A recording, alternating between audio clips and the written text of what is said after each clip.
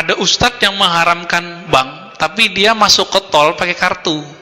Kartunya punya Mandiri, punya BCA, punya BNI. Benar nggak? Ya, berarti dia pakai hal yang diharamkan selama ini. Dan yang paling lucu, ketika dia bekerja, dia mengajar. Setelah dia mengajar dan bekerja, dia dapat gaji. Gajinya dari bank bukan? Duitnya. Transfer kah atau tunai kah? Sama. Konyol gak tuh? Nah, inilah kekonyolan fatwa mereka yang mengharamkan bank. Loh, Ustadz komen boleh-bolehin bank? Ya kita tanya balik, emang dalilnya mana yang mengharamkan bank? Ya, mana? Coba satu aja dalil yang mengharamkan bank di Quran. Ketemu gak? Kasih sini. Ditunjukin. Ahallallahul bai'a wa harramar riba. Allah halalkan bai, transaksi, dan haramkan riba. Itu yang diharamkan riba, bukan bank.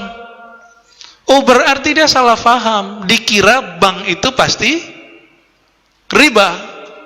Dikira ayat itu berbicara bank. Dia lupa bahwa ketika saya mengatakan riba, di situ adalah bank. Itu namanya penafsiran atau ijtihad. Bisa salah nggak? Bisa salah nggak? Bisa. Bahkan wajib salah, Pak. Saya udah cerita sebelumnya bahwa ulama Darul Ifta di Mesir tahun 82-83 mengharamkan bank. Berarti produk bank haram semua. Kredit rumah haram, kredit mobil haram. Tuh, makan haram tuh kalian ya. Gimana Pak? Mau? Bapak jujur aja, pernah ngeredit rumah kan? Ngeredit mobil? Motor? Tuh, yang paling sederhana motor Pak ya. Padahal murah, ada duit tunai, nggak mau. Maunya tetap ngeredit. Tuh, nggak tahu tuh cara mikirnya gimana tuh. Apa yang masalah ini? Ternyata sebelum tahun 90, Syekh Tontowi dan beberapa syekh-syekh yang lain yang mereka mufti-mufti di Mesir itu membolehkan produk-produk bank. Ramailah di zaman itu. Terjadilah pergolakan. Saya masih ingat di awal tahun 2000-an ya, terjadi perdebatan panjang di Indonesia ketika sosialisasi tentang bank syariah 2003 lah, 2002-2003. Karena bank itu difatwakan haram di Indonesia tahun 2003, Pak. Telat nggak? Ya, coba diingat-ingat nih. Mesir mengharamkan bank 82 atau 83. Kita ambil aja 83, oke? Indonesia baru mengharamkan bank 2003, oke. Apa yang mengejutkan, di tahun 2003 itu Mesir sudah merevisi fatwanya. Kira-kira gimana Pak? Apa yang direvisi? Yang tadinya bank baik konvensional ataupun syariah sama mereka. Yang tadinya dianggap haram, sama dengan riba, itu dia dibatalkan. Bahwa bank bukanlah riba. Mengagetkan nggak Pak? Gimana? Ayo gimana? Cara memahami ini. Oh, berarti fatwa bisa berubah? Iya. Kenapa fatwa bisa berubah? Jika ijtihadnya berubah. Kenapa ijtihad bisa berubah? Jika perangkatnya, lalu kondisinya, kondisi sosialnya, persoalannya berubah. Namanya mungkin bisa sama-sama. Dalilnya mungkin bertambah. Berubah semua. Ternyata dulu pakai hadis dhaif mengharamkan bank. Kullu qardin, ya. Semua pinjaman, ya, yang kemudian mendatangkan manfaat, fahuwa riba, ya. Semua transaksi pinjam meminjam yang menghasilkan tambahan adalah riba. Tambahan itu belum tentu, hadis ini kan nggak bicara bunga. Udah gitu hadisnya tidak sampai derajat sahih. Paling tinggi hasan li ghairihi. Paling tinggi. Bayangkan, Pak. Terus saya menghalalkan riba?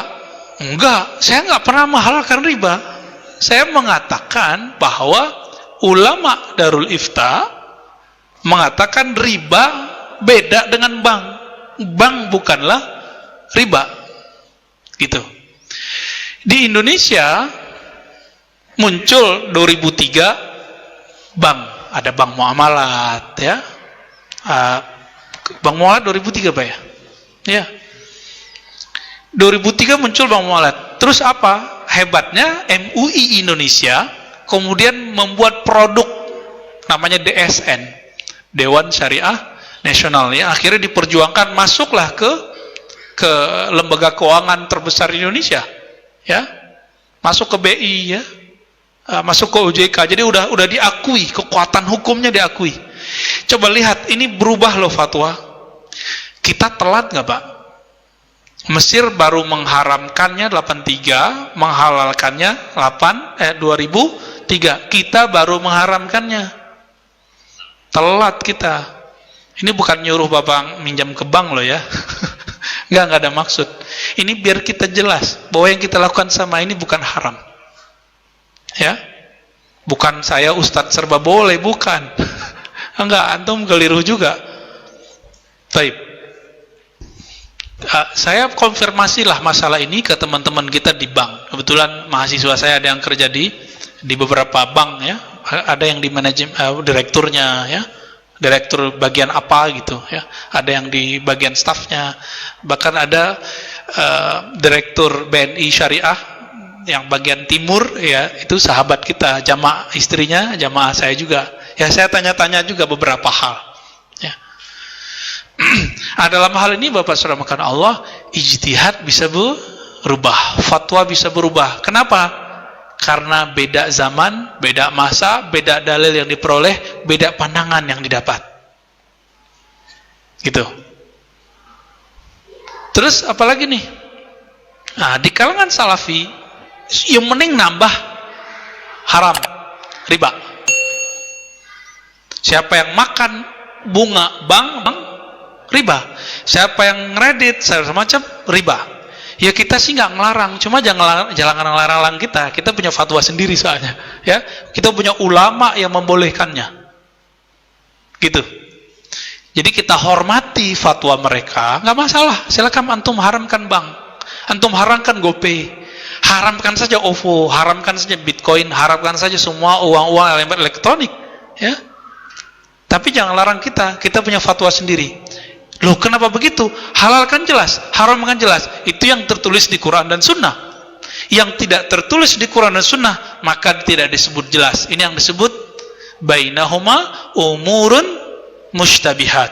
Antara halal haram ada yang mustabihat. La ya'lamuhunna katsirun minan nas. Tidak diketahui hukumnya oleh kebanyakan manusia. Begitu riwayat Imam Bukhari dari Nabi sallallahu alaihi wasallam. Kalau dibalik bagaimana? Diketahui hukum detailnya oleh sedikit manusia. Maka Salaifal Darul Ifta itu revisi, Pak. Mereka merujuk fatwanya. Masa kita masih jalan di tempat?